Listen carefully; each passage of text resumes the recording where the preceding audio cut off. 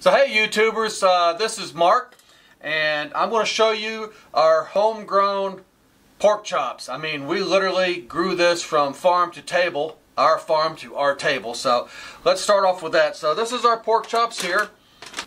So that's our pork chops here, and so they're literally awesome, and you'll see by their coloration here. Now this is a Hampshire and Duroc mix of piggy, and if you're not too familiar with the breeds, don't worry about it. If you are, you know what I'm talking about. Not a big deal. These are not quite completely thawed, but that's okay. They're almost thawed. So what I'm doing is I'm just putting this down inside the paper here, because I want to season these up here in just a second. So let me rinse my hands real quick. I'll be right back. Okay, so I've rinsed my hands and I'm back.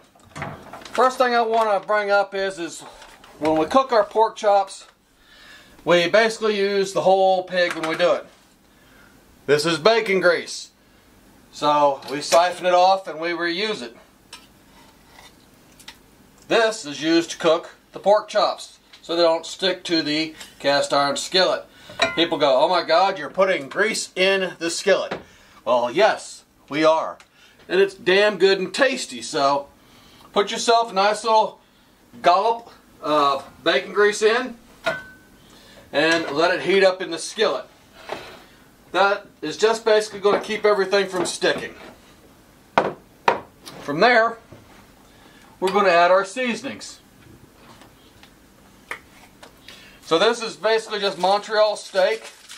It's a really good all-around seasoning. It's got peppers, it's got garlic, it's got salt, it's got some herbs.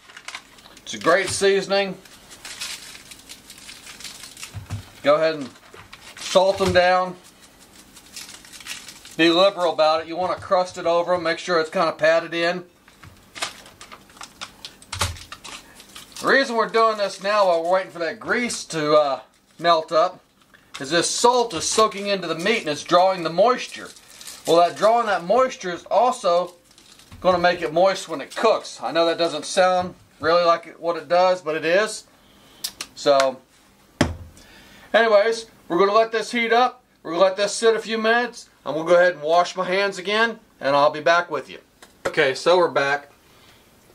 Anyways, we have our oil that's been heated up, which is, like I said, bacon grease. And I highly recommend you get a splatter screen like this. It's really nice because this stuff does splatter. Anyway, so what we're going to do is we're going to take and put these chops in our grease here. We're going to brown them. Let me wedge these babies in here.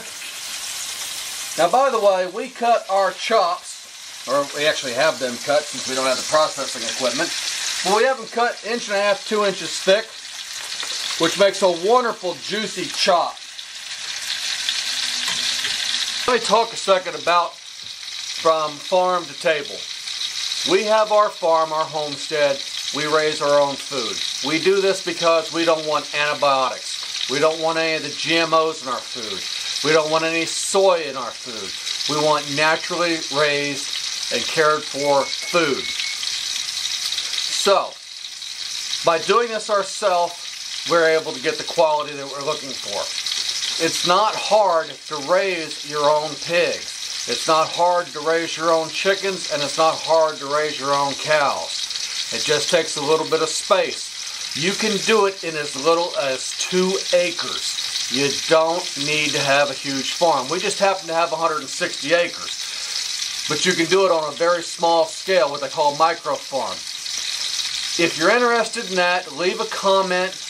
And if we get some comments saying that you're interested in this, we'll do a YouTube video about a micro farm, how to start it up, what are your animals that you should have on this farm, and how to take care of them. As far as pigs go, if you're interested about pig husbandry, let us know. We'll give you a video of that. This channel that we're doing here is for you. It's for your education, for your entertainment. If you have questions about raising an animal, or the cost associated, or even just as simple as how to tell if the pig is pregnant, let me know. We'll go over that with you. Now the wife was mentioning the feeds. That's very important. It's very simple though. You can write yourself a simple list, put it out next to the barn, put it in the kitchen where you have your scraps, whatever. Rely on the list until you get used to it, till you memorize it, to make sure you don't give them the bad things. A lot of times it won't kill them, but it makes them very sick, and a lot of times that could give you a vet bill, and it's really simple to avoid. So that being said, we're going to go and basically go back to our cooking and go from there. Okay, so something I want to stress here is we're cooking these pork chops, but most of all we're browning them to start with. You want to get a nice brown on both sides of these. So you're going to let them brown about 4 minutes on each side. Once that's done, you'll go ahead and run them for about 4 more minutes on each side after you cut the heat down to about a medium-low heat. What you're doing is you're bringing that internal temperature up in the pork chop, but you're doing it slowly. You don't want to dry them out by doing it too fast. Once you've done that, we'll put them in the oven at 350 and we'll leave them for 20 minutes. So these have been in here about 4 minutes. I'm going to try not to burn my fingers here. You see they're getting that nice brown to them. Oh yeah, there's a nice char. Look at that.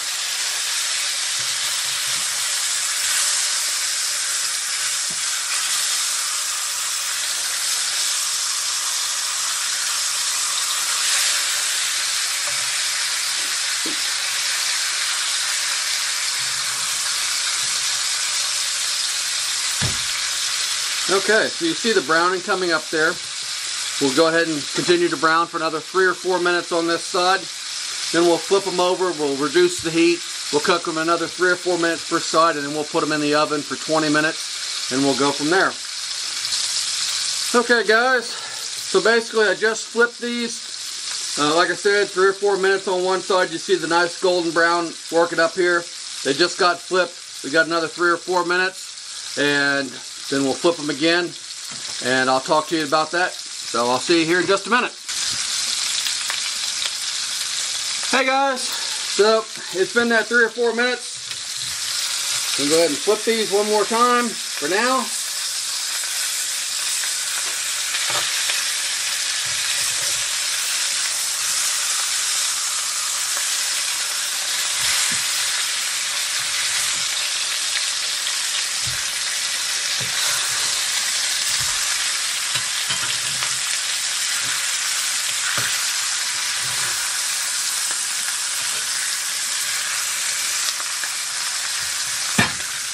We have a small outlet for this big pan, so we just rotate it around so these will brown a little better. Anyways, like I said, once you do that, you want to take and roll your temperature back to a medium-low. Cook them about 4 minutes aside now. Once that's done, then we'll put them in the oven. So we'll check back with you in a minute. Okay, turn these beauties again.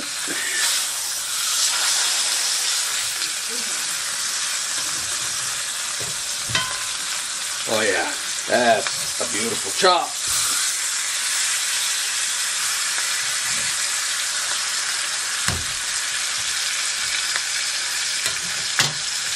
One thing I want to bring up real quick, never ever cut your fat off until after you've cooked it. If you don't want to eat the fat, and I think you're silly if you don't, that's on you. But cook it with the fat. That's what tenderizes your meat and gives it the best flavor. Okay, we're back. We flipped them. This is our last flip on these.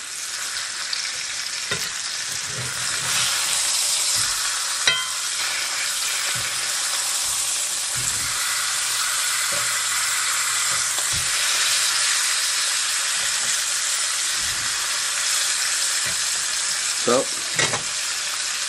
3 more minutes, we'll put them in the oven. See you then. So, these have already been turned a couple times. They're ready to go in the oven.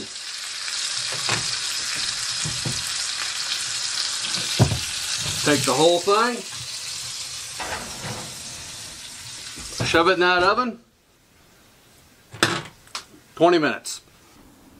Okay, so we took the pork chops out of the oven there, and you can see by that scrumptious golden brown that they are nice and juicy. And here's the dinner plate. Okay, so we have our pork chops that we've grown farm to table. We have our yams that we grew in our garden. Green beans, yeah, we had to buy those, but hey, so this is the meal tonight. Oh, and did I mention that my wife, Michelle, she made this lovely pie to go with it. So we hope you all enjoy what you've seen and you've learned. And if you have any questions, go ahead and look us up. Remember, if you like us, give us that thumbs up and subscribe. We'll help you out.